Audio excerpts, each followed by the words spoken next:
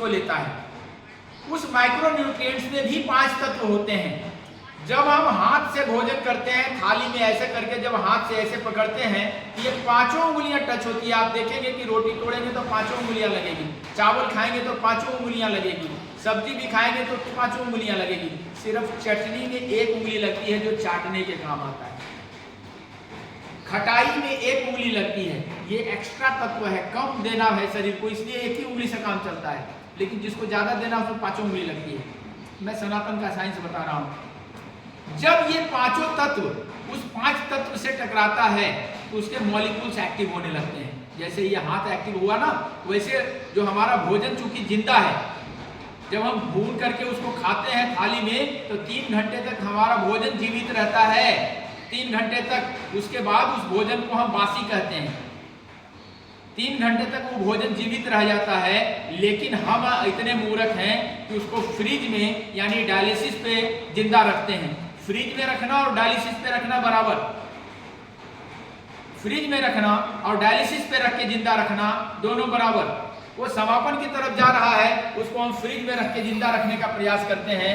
High temperature low temperature के खेल में पड़ जाते हैं तो हमारा भोजन न जिंदा रहता है न मरदा रहता है, वो बीच में खड़ा रहता है, न्यूट्रल हो जाता है।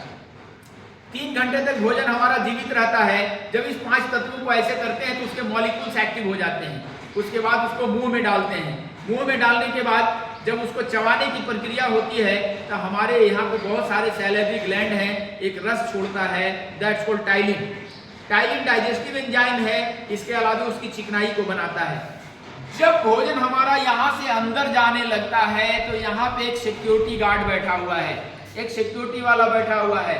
आप किसी बारात में जाते हैं, बारात में एंट्रेंस में जैसे आप एंट्री करने लगते हैं तो वहां पे एक केवड़ा छिड़कने वाला होता है। I am right? केवड़ा ऐसे आपके ऊपर छिड़कता है। आप फर्ज कीजिए कि अगर केवड़े की बाल्टी आपके ऊपर डाल दें तो आप गुस्से में आ जाएंगे, गुस्से में आ जाएंगे। यहाँ पे एक सिक्योरिटी वाला खड़ा है जो हमारे भोजन का स्वागत करता है, उसको एक हार्मोन छिड़कता है स्वाद के अनुसार। 6 रस का भोजन होता है, षटरस भोजन। ये 6 रस के बारे में जानता है कि इसके ऊपर कितना छिड़कना है। ये एक रस छिड़कता है जिसको T3 और T4, TSH3, TSH4 के रूप में जानते हैं, जिसको थायराइड हार्मोन कहते हैं। राइट? अब ये इसको पता है 6 रस का, खट्टा मीठा नमकीन कड़वा तीखा सब जानता है ये। लेकिन जब 7वां रस जाता है या कॉकटेल होके जाता है, ढेर सारे रस एक साथ मिश्रित हो गए, ये कंफ्यूज हो जाता है। अगर हम एजिनोमोटो देते हैं कि ये सेमी पैरालाइटिक कंडीशन में आ जाता है, नशे की स्थिति में रहता है।